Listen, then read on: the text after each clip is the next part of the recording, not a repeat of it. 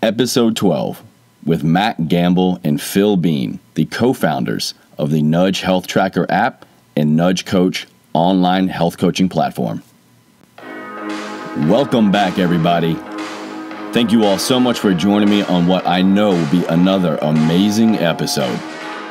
I am your host, Chase Chewning, and this is EverForward Radio. Hey everyone, again, welcome to EverForward Radio. Thank you so much for joining me this week. I've got another great interview lined up, but first I wanted to dive back in and give some thanks to you all for taking time out of your day and leaving me some great 5-star ratings and reviews. This week's iTunes review of the week comes from Finjona829, and Finjona writes, "Listening to your podcast is so inspiring. I look forward to each episode and I save it for my commute to and from work. It helps the time pass more quickly. Listening to your station has truly motivated me to push and grow my business. Favorite episode so far was with your chiropractor friend. Man, did I find that super informative. I need to listen again and again.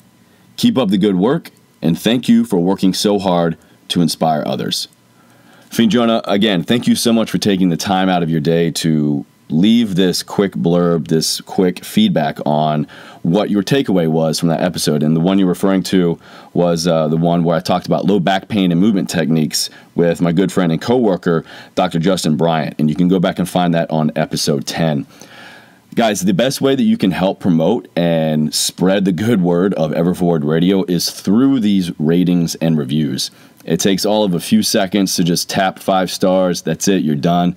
And it takes about 24 hours for it to show up on the iTunes charts. Now, if you feel so obliged and moved that you want to leave a review, again, those are greatly appreciated and they really help the channel grow.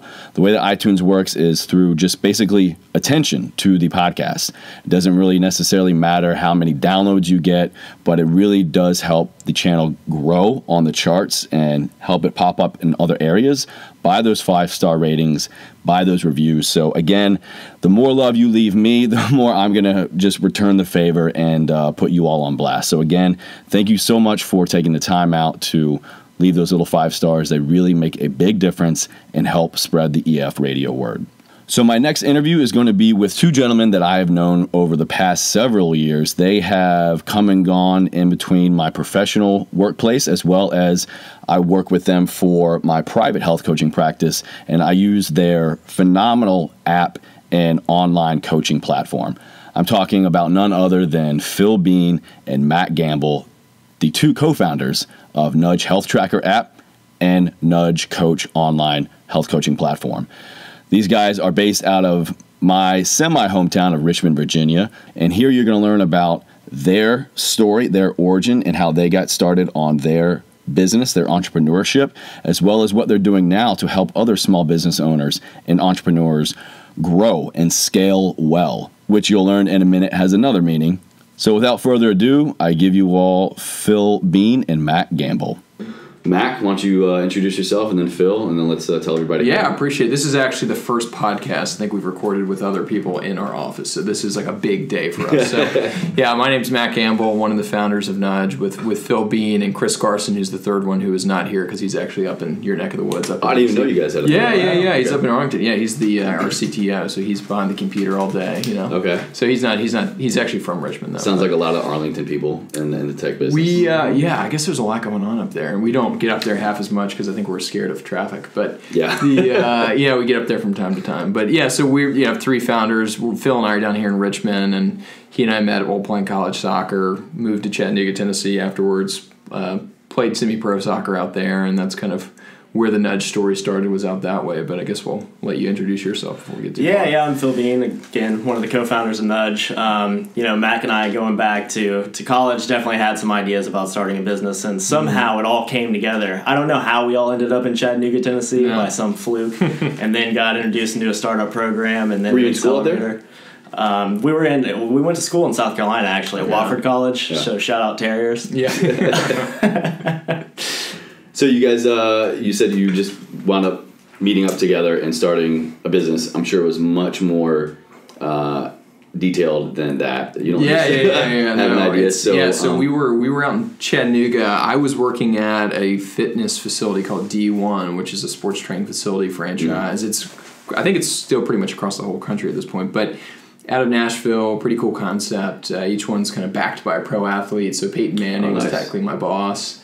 Wow, he'd be there in the off cool. season. Yeah. I think I got to spot him once when he was in the weight room. But I don't even sports, and I know who Peyton Manning is. Yeah. So it was a pretty cool concept. So that was kind of my foray after being, playing college soccer. I'd actually broken my femur in 8th grade. So I was like, that's what really got me into athletic performance was that whole idea of like, oh crap, I'm not athletic anymore. What do I do? What is it about major injuries that just makes people want to gravitate more towards that? I think it's because, at least from my perspective, I know you went through injuries too, Phil, but it's like I think you have to rely so much more of, the coaching around you. Right. Really kind of, they say you don't learn from winning. You learn from losing. Like, I like that. Breaking your femur is a good way to lose. Yeah, or tearing your ACL.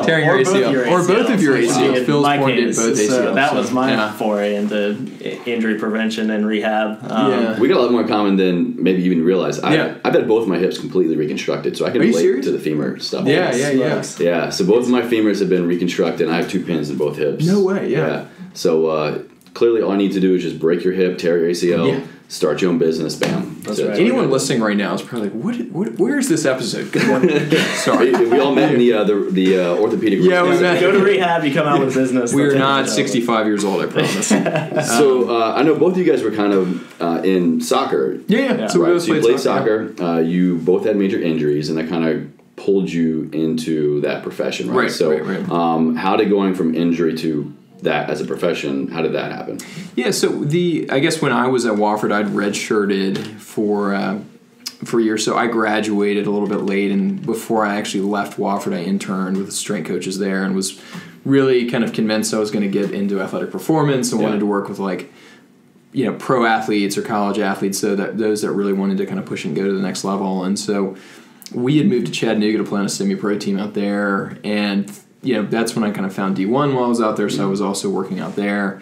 And just from, I think, being in the industry for a year and kind of being, I think when you're working in a traditional facility, it can get very monotonous sometimes. It just happened to be that where I was doing a lot of group classes, and anyone who's run group classes before knows it's just, when you work with individuals, you can see so much progress, you can see goals, you can see milestones. Mm-hmm. And I think when you're working in a class environment, it's very difficult to see that because you have people just kind of coming in and out of classes. You're kind of just get into this routine of you're just creating workouts of, hey, well, we did upper body yesterday, let's do lower body, so just in case somebody was coming to back-to-back classes. And I think from my perspective, it just got to the point I was so burnt out. I was working the 5 a.m. class. So I was working, I remember I was waking up at 4 o'clock in the morning. So it just, it affected my, being able to see my friends and my roommate. And I just was in a place where I did not like the direction life was going. Yeah. And it just, Phil was in healthcare at the time working at Maxim.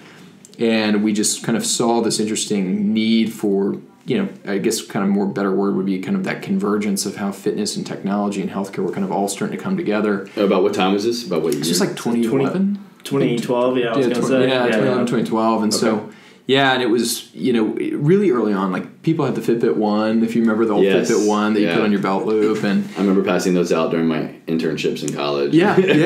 This brand new thing is going to count all your steps and tell you how active or sedentary you are. I'll still never forget my parents and I all had one. And I think this was really kind of primitive use of mobile health, but it was hey, my mom would text me just a number and I knew it was how many steps she had. And I was just rubbing it in one another's face of just having this very basic device making us, acknowledge our daily habits. Yeah. And be kind of just, I think awareness was really the biggest thing it did is we all started being aware that, oh my God, we are not moving. And it's matured dramatically over the past 5 years. But. And we saw it as a potential to connect people too. So coming out of healthcare, I look at problems more from a population health level. Mm-hmm. And that's kind of where we started coming together with different ideas too. He's in the gym working with groups. I'm thinking about population health issues, working on a wellness committee in the company I was with that really never got on track how we wanted to, which kind of started to push me towards wanting to do something different and talking more to Mac about all these different apps and wearables and how those can connect together and potentially motivate populations of people, not just individuals. So that's kind of how things started coming together. And interestingly enough, through the soccer team we were with at Chattanooga FC, we got connected to a startup accelerator just run by a bunch of the guys who were on the board of the club, really. And a couple of companies actually started that still exist out of that just group of people. It was almost like a soccer club / startup accelerator. Yeah, there were a handful of startups that came out of that semi-pro team that are still... Incubator. Yeah, it's really amazing. I've never seen anything like it, but it's... I think they should have sold that as an idea, by the way. Come play soccer, we'll help you start a business. Which I think, I feel like I did remember him. Yeah, a guy named Sheldon Grizzle down there was definitely toying with the idea. It'd be like an East Coast version of Silicon Valley. You seen that show? Yeah, oh my God, it's fantastic. Erlich Bachman. Sometimes it's close to home, but so it's, we were out in Chattanooga. I think we got lucky, to be honest, because I don't know if, Chattanooga was a great sized city. They had the infrastructure in place for the most part in terms of, it had a front door of the startup scene, made it really easy for a person to kind of understand or kind of navigate, I have an idea, how do I take my idea and turn it into something? Right. And I think a lot of ecosystems are kind of lagging in that fact, and I'm sure a lot of people listening are trying to maybe start their own business in one way or another. And it is such like it's a very fragile time when you first have that initial concept, and you really need someone around you to kind of help you shape it and kind of commercialize it and, take it to market. And latch hold of that momentum. And if you're not surrounded by the right people and mentors and those that can provide you feedback along the way, it's really difficult. It's almost impossible, in my opinion, unless you have that network around you. And we just got very lucky that it was 3 blocks from the stadium we played in. It was right in the neighborhood we were living in. And so Chattanooga ended up being this like really, really critical aspect of our life and really, bringing it all together. So you were seeing it kind of on the individual and group level in the gym, in the fitness environment. Phil, you were seeing it in like more kind of the clinical corporate level aspect. So you guys were both getting it from both sides of the coin. How did you come together and make it applicable to kind of both types of demographics as well as the general population? Man, that's a great question. I think from both of our perspectives, what we saw was that there was a lot going on with mobile health, and for anyone who's not familiar with the term mobile health, it's really just kind of, if you've seen any of those health tracking apps and devices, that kind of all falls under the mobile health umbrella. So maybe quick definitions. What is mobile health? What is a wearable? So define our terms. So a wearable would be any kind of, generally I'd say it's first generation was kind of a wrist-worn device that was tracking, an intelligent device being able to track data in some kind of way. So mobile health is kind of, I think, a little bit of a broader term that maybe encapsulates wearables as well as kind of smartphones as well. Right. Yeah, smartphones and even medical devices as well. We don't play as much in that, at least yet. But certainly in application. Foreshadowing. Well, I think what we see. We don't want to get too far ahead of ourselves yet. I'll bring it back. It'll be more relevant later. But so from our perspective, we started seeing all these kind of apps and devices starting to make their way into facilities or population health, and a lot of it was like hey Chase, look at my Fitbit, look how many steps I've had, and if you're a trainer, you're like, okay, there's value here somewhere. This is helping me kind of, but there was no process, there was no packaging, there was you were getting this data, but thrown at you. It was raw data thrown at you. And I think at that point it's kind of like, raw data is like, how valuable is it really? From that kind of level, from an individual, it's fine. But you start piling on 10 of your clients that are saying, hey, Chase, look at my Fitbit. You can see how you immediately are going to get the shakes. And, you're like, oh, geez. Where are you going to go write all that down? Get the device itself and write it all down. You start living in the matrix. You just see ones and zeros everywhere. And so because he and I did have both kind of like this, looking at the same kind of issue from two different sides, I think we saw that, okay, this is an issue that's plaguing a lot of different kind of verticals around healthcare. And, if there was a way in which we could find out how can we connect the dots here where, professionals can actually find some kind of meaning from what's going on, whether it's your cell phone collecting information, whether it's a wrist-worn device. So you were immediately, well, maybe not immediately, but you were already kind of having the foresight of this data needs to get in the hands of someone who can manage it, who can interpret it. Yeah. That could be you, Phil. That could be you, Phil. Yeah, you can't see this, but I just pointed it. Pointed the wrong person. That could be you, Mac. That could be you, Phil. For sure. But then again, what's the bigger application here? Yeah. So you guys could have definitely had immediate purposes and applications with that. But how did you go from just making it applicable to your lives to an idea that could, affect a population, that affect a profession? Yeah, so I mean, the first thing we knew we needed to do is get data off the device and get it in the hands of a professional or someone who can use it at a higher level, group level, population level, whatever that may be. So the first thing we went about doing is looking at the market and saying, okay, Fitbit's out there. That's a big dominant force. There are different apps coming out every day. There are different 2013 different wearables coming out every day too. Yeah. Man, so many startups at that time. Yeah, what was back then? Was it predominantly Fitbit? I mean, what was Fitbit and Jawbone were the two big names. Garmin wasn't quite in the game as much yet. I think their first device came out right around then, and then but started very runner focused too. So they had their own kind of niche that they were playing in, but we were looking at it more from the sort of Fitbit side of the market. We were like, how can we get these things to talk to one another so that we can kind of compile this data in one place for a professional to use it? Yeah, we thought that was the first step. It was like, okay, there's so much BS out there. I don't know how much cussing you want me to do on this podcast, but bullshit. So much crap out there in the industry, basically, that the first thought for us was, okay, before we can even worry about, in our opinion, like pulling in the practitioner, our big focus was how can we at least normalize this in some way where it's like, it doesn't matter what app or device comes out, we can handle the information and streamline it. Yeah, really streamline it. And so the first I think year and a half of what we did was really just focused on looking at the data and trying to streamline it. And we just got very fortunate that Phil's dad's much smarter than us, and he's a nuclear physicist. So he helped us create an algorithm that basically looked at this information and did some interesting things with it. So then it was like, okay, now we finally figured out a way to handle data. Let's put it in the hands of a professional. Right. Well, once we cleared that hurdle, we quickly realized that we had kind of stumbled onto something in that, these apps and wearables that you can take with you everywhere are basically a tether that a coach or a professional can use now to where you can be in their pocket everywhere they go. Yeah. It's kind of groundbreaking, and we didn't even...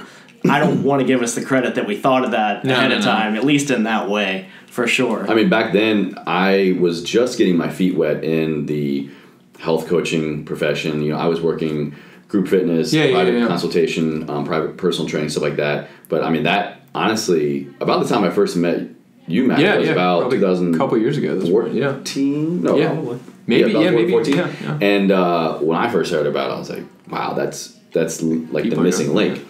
That because there are only so many touch points you can have with someone that you're missing. Right. So you can meet with them once a week in a personal training session, group class, or they meet you once a week, once a month, whatever. But what is going on in the background? What is going on that they're not telling you about? And you can't really hide from the data. Well, and I think we're also too. One thing I tell the story a lot when one of the coaches we know, because I think our culture is very data centric at this point. It's all about, I want to measure it, I want to analyze it, I want to then be able to act upon that data. And sometimes we overlook the fact that even a lack of data or no data at all can actually tell an interesting story. And there's a coach we know that was working with a population. He provides all of his, he works in medical practices, all of his patients' Fitbits, and noticed that a person's data stopped syncing into the platform at one point, and reached out to the guy, said, hey, Jack, is everything okay? Notice no data's coming to the Nudge Coach platform. Just want to check on you because I know you have a Fitbit, so what's going on?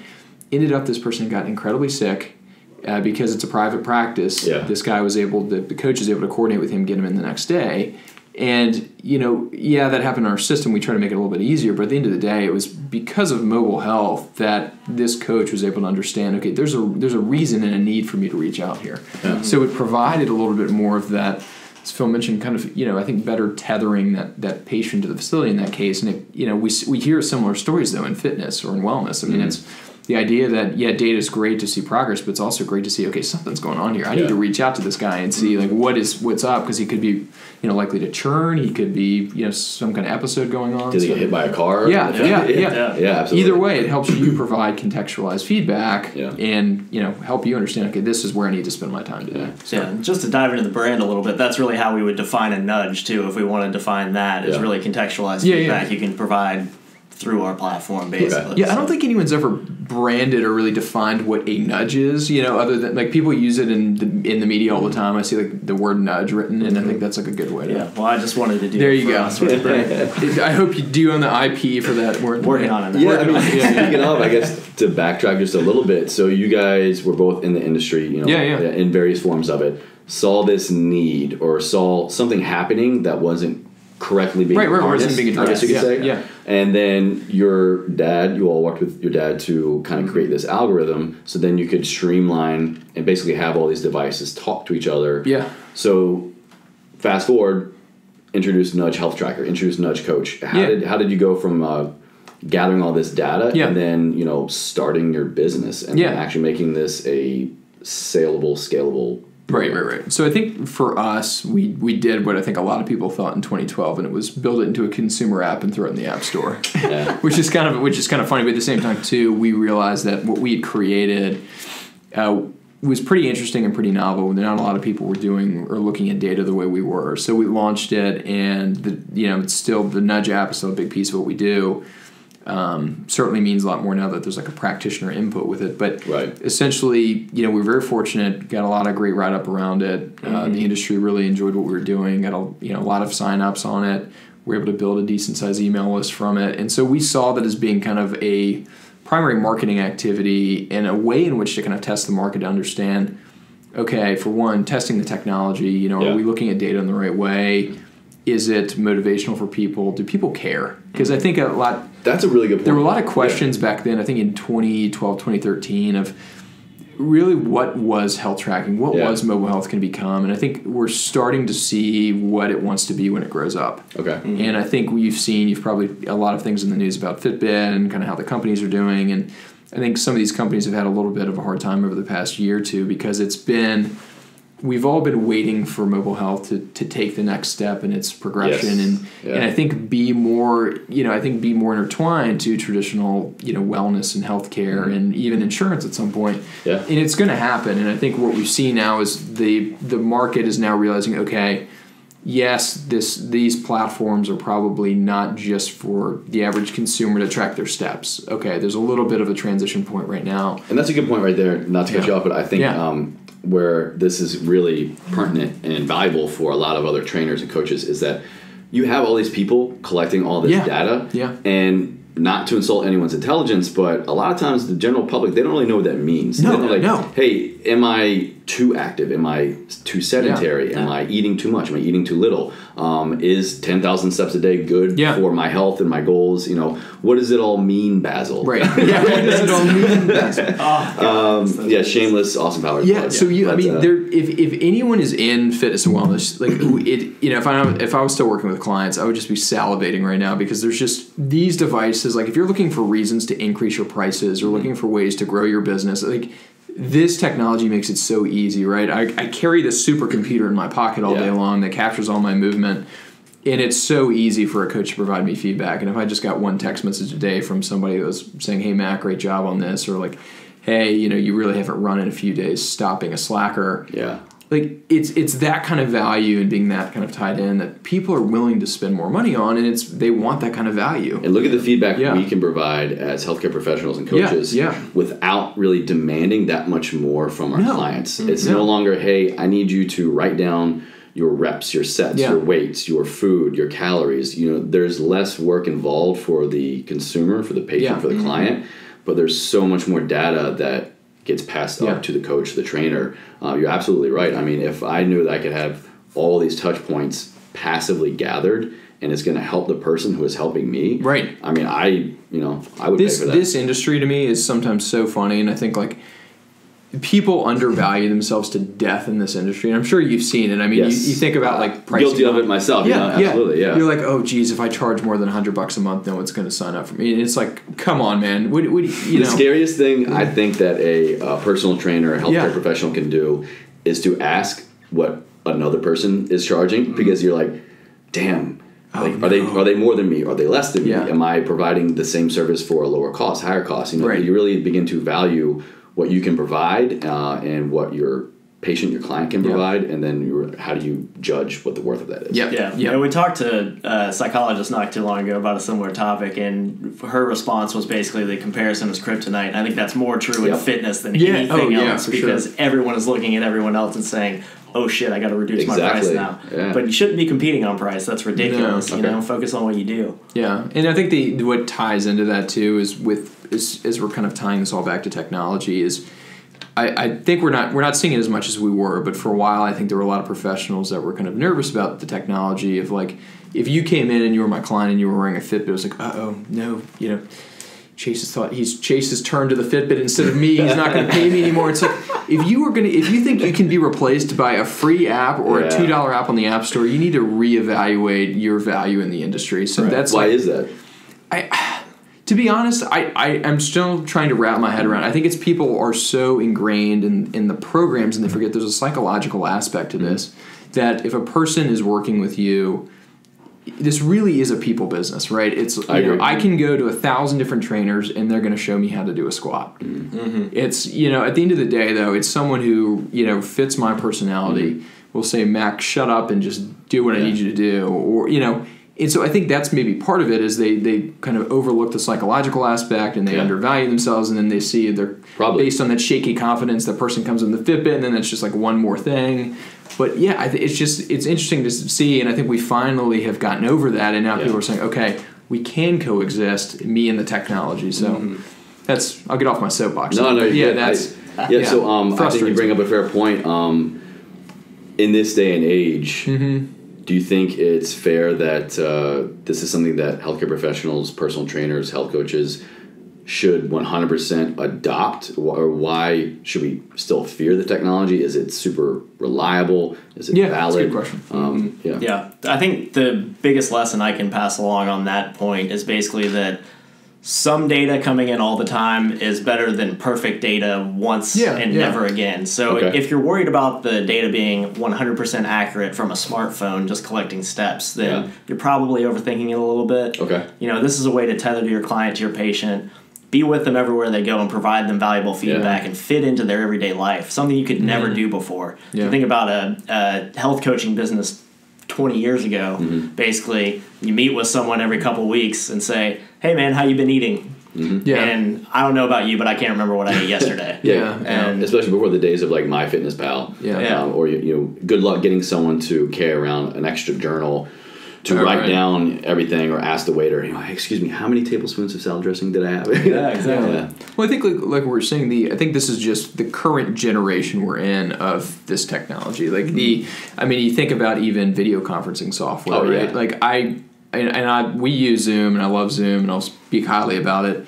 But I mean, how many years have we all, over the past 5 years, been using video conferencing and had to deal with like latency, lag, calls dropping? You know, it didn't mean we're giving up video conferencing for good. It's just knowing that, maybe I didn't hear every single word Chase said on that call, but I could still put it together and see the pattern of what you were trying to communicate with me. Still connected with that other person more so, maybe not in a perfect manner, but more so than you would without. Right. So I think it's the same kind of premise here, is that where we are now with these apps and devices has matured greatly from where it was.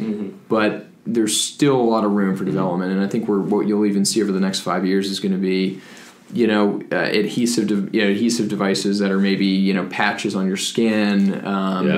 I think we're going to continue. Implants. We've seen implants. We've seen inks. There's all kinds of crazy stuff in development. So I think what we see now is this is just the next step. I mean, ultimately, if you take a step back, you can see where everything's heading. Right, we're going to have the professionals going to be tied into the equation, and I think from our perspective, we just say, how can we make it as easy as possible for that professional to gain meeting, so they can really scale their business, whether it's working with people remotely, whether it's working with more people, whether it's opening up a new revenue stream, where I think you're doing this. You have kind of digital-only clients. Yeah, absolutely. There's some people that's, you get the in-person, some people you get the in-person and online, some people it's strictly online. And you and I talked about this. Digital doesn't have to be cheap. Exactly. And I think that's one thing that's also sometimes is going back to the kind of undervaluing in the industry. It's, hey, I'm doing a digital offering. Well, if my current offering's $200 a month, my digital offering is going to be $15 a month. And it's like, well, that, once again, does not make any sense. Yep. So, because digital lets you be there all the time. Yeah. So it's a different equation entirely. And, you know, if we talk to trainers sometimes who, you know, are a little bit hesitant to embrace a technology like this, and we say, well, hey, you're trading time, you're working on your client schedules right now. What if you could take some of that time and apply it to working remotely with people, and how much more freedom you would have and still be able to make the money? So there are a lot of value adds here that are enabled by just the ability to work remotely with people. You know, think about like your experience in like concierge medicine and working with those kinds of businesses.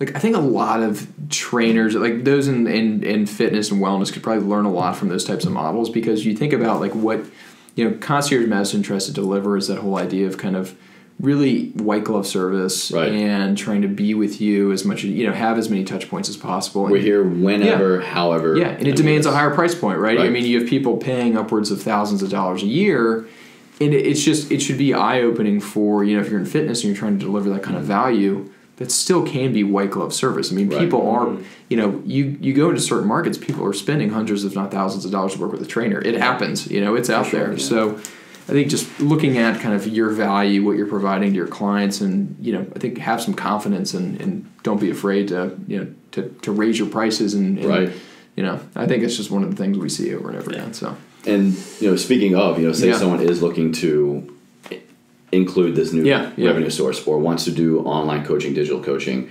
how could they use Nudge? You know, what does it look like for the consumer? What does it look like for the coach side? Yeah, for sure. So there's kind of a couple different buckets here, and I was just on another podcast talking about this, where, you know, you kind of need to evaluate kind of, you know, where your business is right now, who you're working with. Are you in brick and mortar? And so that's why I think you and I talked about this a little bit, where if you're in a brick and mortar location right now, I think a hybrid model is probably an easy place to start, where you say, okay, look, I have these clients, they're already paying me X number of dollars a month. Create some kind of premium tier that is that kind of concierge type feel, that white glove service, where it's getting those extra touch points in person as well as all the internet. Hey, look, I'm also coaching you remotely in between these sessions, which is great, because then you're also, to Phil's point, tethering that person, getting them back into the facility, which is critical. So when we're looking at this and like how we play a part here, you know, our whole idea is how do we kind of extend beyond the four walls and say, you know, there's a lot of great information that's being collected from these apps and devices. So, you know, have your client just download the Nudge app, sync up any of the apps and wearables they're using. If you're actually working with them, you know, using the Nudge Coach platform, you know, if you have them on a certain program, you know, you can have them track various meal plans or however you want to work with them. But how exactly? So say I'm someone who I want to download Nudge. What does that look like for me? Am I counting my calories? Do I have to have a wearable? What exactly does that look like for the consumer? You don't absolutely have to at all. I mean, it's very you know, very kind of modular. You can set it up however you want to on the consumer end. So download the Nudge app. You can sync up whatever you're using. That's definitely the first thing we ask. So it could be as simple as on your iPhone downloading the app, syncing Apple Health, which is pulling your steps anyway. Which most people don't even know that. They don't even know that they have crazy this passive collection. Exactly. Like that is happening on your phone anyway. So you might as well get it into the Nudge system and connect it with whoever you're working with on the health side. But beyond that, you can kind of take it as simple or as complicated as you want to. It can be as simple as, hey, I've got some very basic fitness goals, but what I want to start doing is creating a habit. So I'm going to track my servings of water every day. That's the first thing I'm going to do. Just making sure I stay hydrated. And we actually find that that's probably the best way to get someone trained on doing this action of opening their app and tracking something. It's really basic. It's just with hydration. I'm not gonna lie, that was my first group I created with my private clients, which we'll get to on the backside. On the coach side, basically we have this whole dashboard that we can look at and and categorize and group people based upon certain goals or activities. And one of my favorite groups I created is called Stay Thirsty, My Friends. And that is a great name. It's literally just a group of people who are only goal, whether it's just to get their feet wet, no pun intended, to use the app, create a habit, or everything else with them is great. They exercise great. They eat well, but they just don't drink enough water for whatever reason. So I categorize all them into that, and then it's literally they only log one thing. That's all they need to do. And I think that's been the biggest thing too, is realizing that a lot of professionals out there in the industry, even if you went to med school, even like no one was trained to use mobile health, right? I mean, it's, this has not made its way into I take that back. You're starting to see some programs now that are really starting to acknowledge it, and in a very light way starting to try to, open people's eyes to the fact that these technologies are out there. Yeah. But, no one was trained on this. No one was trained on the whole idea of, like, how do you have these conversations with clients to say, hey, look, I'm excited to work with you. Let's extend this past what we're doing here in the facility. Let's work, I want to be able to work with you and monitor you a little bit in between visits.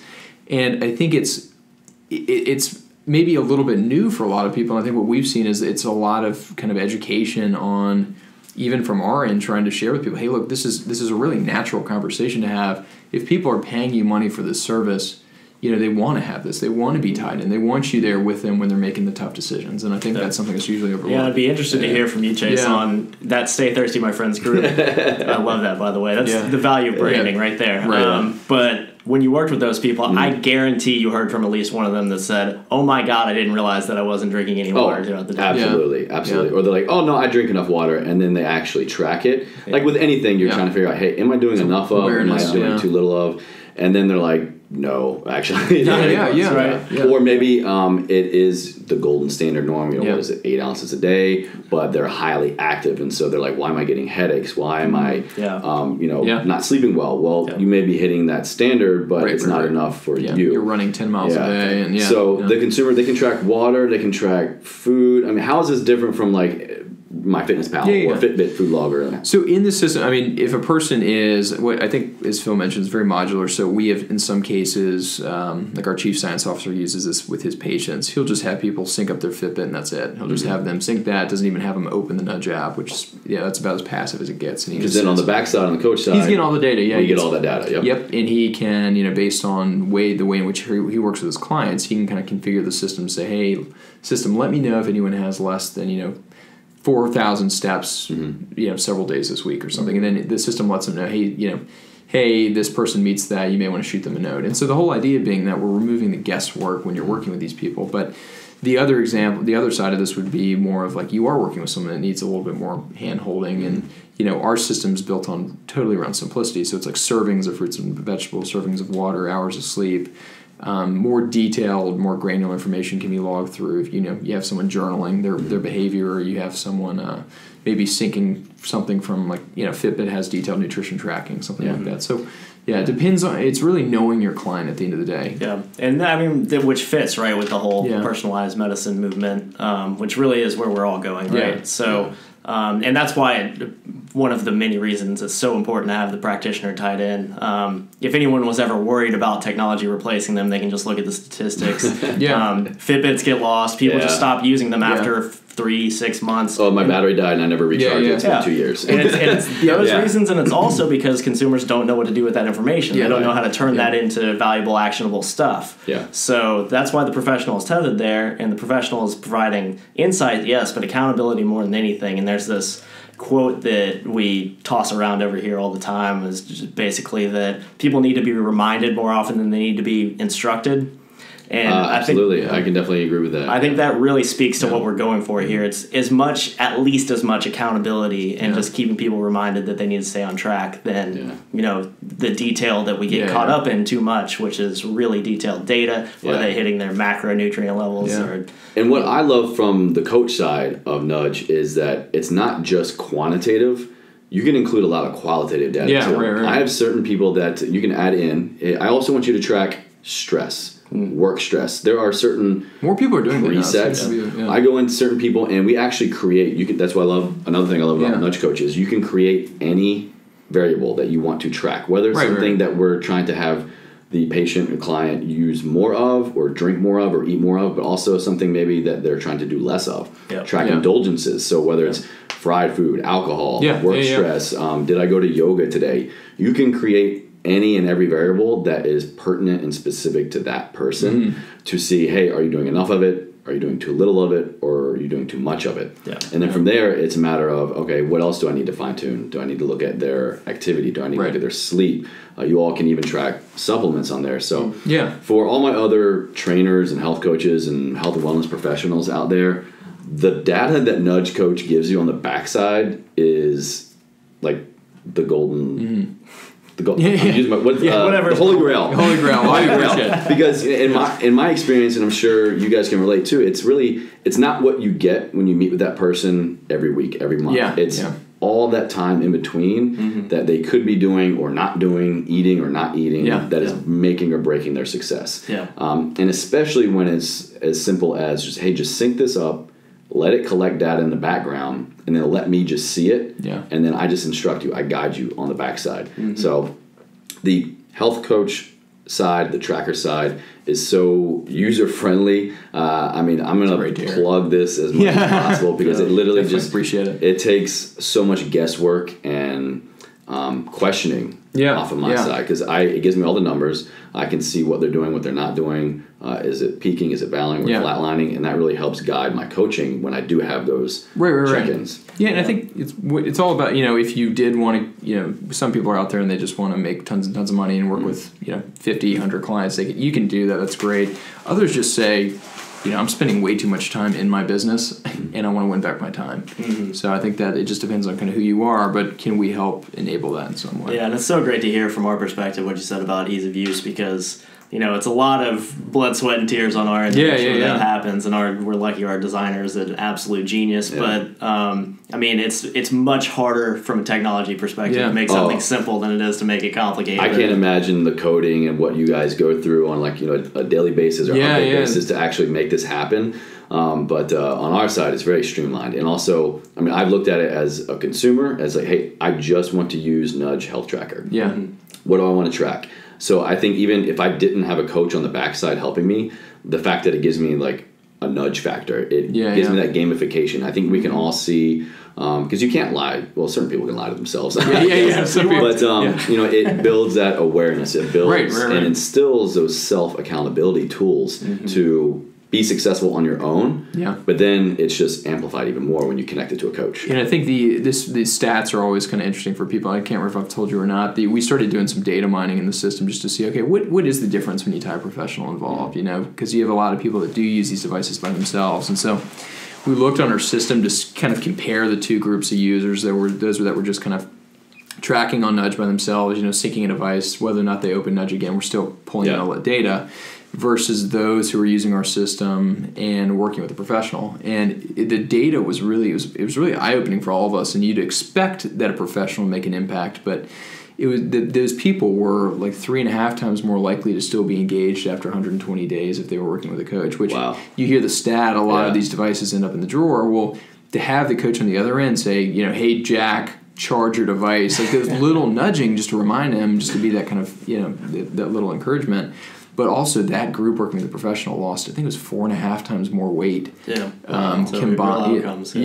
Compared to those that were just tracking by themselves. And so it's just I think when you look at a lot of people using mobile health, it works great if you're one of those like intrinsically motivated people that is like, I'm going to lose weight, I'm going to do it. You give me this tool, which is a very small population. There's certain people out there that they decide, hey, I'm going to wake up today and I'm just going to kill it. I'm going to lose weight, I'm going to exercise, I'm going to eat right, and they do great. Right. But for a large amount of other people, they need that nudge. Yeah, they need that. I think the average person does. It's even even though we played college sports, like we're not where we were in college, right? I'm not sitting here weighing 300 pounds or anything, but I'm like the whole idea of like it's easy to get wrapped up in your work and realize you haven't done anything physically active in a week, and especially when you're in your 20s and 30s, you think you're invincible still, and it's certainly not the case. Yeah, what we've in many ways lucked into, but it's been deliberate also to some extent, is we've been able to create something that really is about empowering behavior change through technology. Whereas when the early wearables came out, even now, wearables are really for the healthiest 10% now. They're so motivated. Yeah. And fitness professionals, people like us, we don't get quite as passionate about helping the people who are already able to help themselves, right? Right. You want to have a real impact on people's lives, and we're trying to create a system that enables that more and leverages this technology to help you do it. So an interesting side effect of what we've been able to do is make this technology more relevant to the everyday people who have real challenges, be it a chronic illness, a condition, work with a professional, and actually get the outcomes they're looking for. Yeah. So as of now, there's Nudge Health Tracker, Nudge Coach on the backside, Who would you say would be best suited to use Nudge Health Tracker, and what type of coach or fitness professional would be best suited to use the backside, the Nudge Coach? Software? So we generally spend time in kind of two segments. It's, there's kind of a common theme connecting the two, but kind of fitness studios and general kind of private medical practices seems to be the two that generally latch onto our software the most. And it's because in both cases, it's an intimate environment, it's high touch, generally trying to provide a little bit more of a holistic view to health. It's not just, come here and get jacked. It's not like bodybuilders. These are generally working with the average Joe kind of people who are, trying to better themselves in some way, or maybe they don't even know they need to, and it's just, hey, you're not quite getting the results you want. This is something we're now providing. And so those are I think anyone who's in more of the kind of, has more of a holistic focus, or just is trying to, provide more value to their clients, or even patients in between sessions. I mean, it's something that I think we're starting to see more and more, that this data is, like Phil said, really meant to be in the hands of the professionals. So in terms of the user, you'd be amazed. The average age of our users is much higher than people think. People think we just like appeal to the your 20-year-old client, like tech-savvy millennials or something. That's not the case at all. I think average age is like 40s and 50s, and it's because you think about people that are working with some kind of coaches. It's not the super active young 20-year-olds. It's probably like a middle-aged mom or a dad or someone who is with kids, with families, careers, and they may have gotten out of their swing. So they need that kind of. Are those people logging incredibly long distance runs in the platform? Probably not, but they may just be. I know some of the oldest people I've heard of on our system are in their 80s. Wow. And one of the coaches we work with was just told us, hey, there's this lady in her 80s. I convinced her to wear the little Fitbit 1. We full circle. We're back to the Fitbit 1, and she just that's the world she lives in. She just nudge, and then the coach is able to see on the back end, hey, she is being somewhat active, like she's adhering to my advice. So. Yeah, she gets messages from it, and she's able to message him back because her kids taught her how to text message, and she's into it. Which I think everyone on here can probably remember the time they taught their parents how to text message. Oh yeah, my life has never been about it. But now it's like your grandma's texting you, Grandma, why are you texting me? Grandma, stop texting me. Yeah. So I think that I think at this point, was it smartphone adoption's almost 90%. Percentage of people that have downloaded mobile health apps is it's like 60% about at this point. About 60%. Oddly enough, about 42% have downloaded 5 or more health apps. So that gives you an idea of the turnover that there is without a professional there. But I think the reasoning behind that is that generally people are trying to find the best fit for them, and that's where the professional can actually come into play. Is I think help. We try to do what we can to help navigate, but. You tie the professional in, and it totally changes the game. Yeah, so human empathy. The personal touch really does personalize that app to the person. Yeah. We don't have to rely on the technology to be personalized when there's a human behind it that can translate it. Absolutely. Yeah, because I think the feedback you get from these devices is not I think this is an industry that's actually going to be very difficult to replace the professional for the high and mid kind of medium risk population. Because I'm not gonna. I'll be the last to listen to a machine if it tells me to do something. So, what do you know? You never broken a femur. What do you know? Stupid robot. Stupid robot. Well, I think we've all been there, in a business meeting where your device goes off and it's like, you need to get up and do jumping jacks. I'm in a meeting. My Apple Watch right now, I think, just buzzed a few minutes ago. Hey, you need to stand up. It's been half an hour. To be fair, we could have been doing body squats during this. This is true. We dropped. We could have been like a plank meeting. Podcast. The entire podcast. We'll just tell everyone we did that. There's no video to prove us otherwise. 45-minute plank. We've been holding a plank the entire time. This platform, EverForward Radio, I strive to find people that are applying a purpose to their passion and to help others excel in other areas of their life. And for me, I know what EverForward means to me, and I've given you all a backstory of what it means to me from where it came and how it really affects my family and how we all do different things with it. So with your background and what you're doing with Nudge, how would you say what you do, your product, your service, how does that help others live a life EverForward? That's a great question. Yeah. Dun, dun, dun. So, everyone in healthcare and fitness and anything related to health has their personal stories, right? And, Sure. And usually it's a sob story. I don't want to make anyone cry on the radio, but we all have family members who've gone through stuff, whether it's, especially chronic stuff these days, right? So cancer, my mom had cancer recently, just got over it. Awesome. Well, awesome she's over it. Yeah, thank you. Have Alzheimer's, my family, all kinds of stuff like that. So, when I think about what we do, I want to, be a part of creating a technology that helps the right people that could have prevented these things to have a bigger impact on the people who need it. So, we're not as much in this for the optimizers, for the people who are, out there, doing 1,000 push-ups and running 1,000,000 miles. We're in there for impacting the people who, are really struggling with something, and really the technology isn't accessible to them yet. It doesn't feel right. It's intimidating. But when we look at it, we see something that can tether them to someone who can actually help them. Okay. Yeah. So that's kind of where we come at it from. Yeah, I think also too, a lot of people in the industry are kind of, it's a little bit of you're kind of on that hamster wheel. It's a lot of you're grinding, you're grinding, but like you look up and just wake up and push the button. Yeah, and after a few years, you're like, well, I haven't really gone anywhere. And I think for a lot of the industry, it's just been work, and not necessarily working in an intelligent manner, or not having an option to do anything really about it. And I think our hope here too is with what we can help create, and with a lot of the other technologies that are being introduced to the market, I think it is actually possible now for you to run a business from your laptop, win back some of your time, actually not be working 100-hour weeks and enjoy life a little bit. And I think we're finally getting to that point where people are also saying, well, shoot, this is a pretty cool service I'm providing.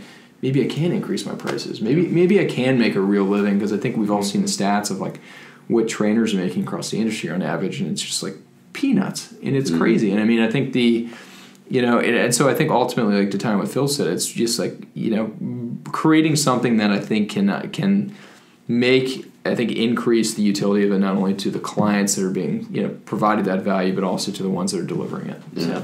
So kind of in a nutshell, I guess what I'm hearing is that it provides the freedom and the possibility for healthcare trainer professionals, health and wellness professionals to venture out and live their life, with passion, but also at the same time provide that service to others who really need it to live, to change their life for the better, to instill healthy habits, to have this lifestyle modification guided by someone who knows what the hell they're talking about. Yeah. Hopefully. Yeah, hopefully. I'm constantly learning. I hope all the other trainers and stuff are too. So I mean, I think the longer you're in the space, the more you realize, oh, geez, I really don't know that much. Every time I learn something new or more, I talk to like guys like you or healthcare professionals or trainers. I'm like, I think I know stuff, and then I talk to other people. I'm like, Chase, you don't know anything. I think you have to be able to look back at like who you were like coming out of college, and like when you thought you knew stuff, and you're like, oh, geez, how did anyone ever pay me anything? And sure. But so in kind of wrapping up, what's the next big thing for Nudge, or what has maybe been like a recent update, or what can we expect from you guys in the future? So recently over the past 6 months, we started doing kind of white labeled versions of our system, which has been really popular. So people wanting to basically have their own app in the App Store using our technology, so that's been really big. And so what does that mean exactly? So like you have, so rather than having your clients use the Nudge app, having your branded app in the App Store. So I could have like the Chase app. Yeah, the Chase app. Okay. No one has requested the Chase app. So the Chase app is still. I'm not going to launch this until I lock that down. The Chase app is look forward to the no. So that's been big. I think what we see is kind of. We didn't really say it during the episode, but I really consider it kind of like a communication engine, and I think you kind of coined that. But really what we're doing is we take all of that data, that's great, but at the end of the day, it has to be feedback from the professional is really where the value is delivered, in my opinion. So feedback is huge. Yeah, and so it has to be we want to help make it more contextualized. So with all of this kind of a whole idea about delivering value through touch points, in between sessions or in between visits. What we've seen is kind of being able to like schedule some of those touch points is a big thing too. So you think about all the workflows people create on the marketing side with like email, right? So I know we do a ton. Phil creates a ton for us through like the Nudge Coach site. Once you start working with someone that you're a client, email is not an appropriate method of communication between you and a client. It's not intimate. Yeah. It's not. It feels very kind of cold in some ways. Yeah. And I think that's where the whole idea of like moving that conversation into like our system where it's a little bit more intimate, more like text message, and then enabling a professional to also during that one-on-one communication also be delivering, regular content in a way that, during the course of a program that they don't have to actually manually do every single day they want to send a message. I think those are some pieces we're kind of working on to kind of boost that side of the system. So, like, for example, maybe like on every Friday, I could time a message or a motivational quote or like a weekend workout. Right. And I could just time it and send it out to all my clients. Or if you knew that, hey, you have a client that loves to go running at 4:30 in the morning on Saturday, you say, well, I sure as hell am not going to wake up that early. I'm going to schedule I'm devoted, but not that devoted. Yeah, I'm going to schedule a message to go to him at 4:15. Little things like that I think just help. It's all about, just like I said, I think it's content delivered from the professional is really where the value is provided. So. And that, if I was someone who woke up every day to go running at 4:30, and I had a coach, I had someone messaging me at 4:15. I mean, to me, like you were saying earlier, Phil, that's the white glove service. That's that extra touch point that adds value to what you offer. That is going to help me as a client feel the value of what I'm paying for. I think. People just want to know someone cares. You'd be amazed how much people would pay just to know, like, hey, there's someone out there that cares about me and my well-being, and it's. I even smile when my dentist sends me a happy birthday. So we're talking about real everyday. He's got a customer for life. Get the birthday cards. It's a great smile. Your dentist is doing wonders. Thank you. I'll let know. Phil, Mac, thank you guys for being on EverForward Radio. I've been advocates and fans of you guys and your program, your app, ever since really I found out about it. It's helped me personally, professionally, and full disclosure, I have my wife in the Stay Thirsty, My Friends group, because she's probably my most difficult, quote, client, because she never drinks water. And so, like, I nudge her almost every day.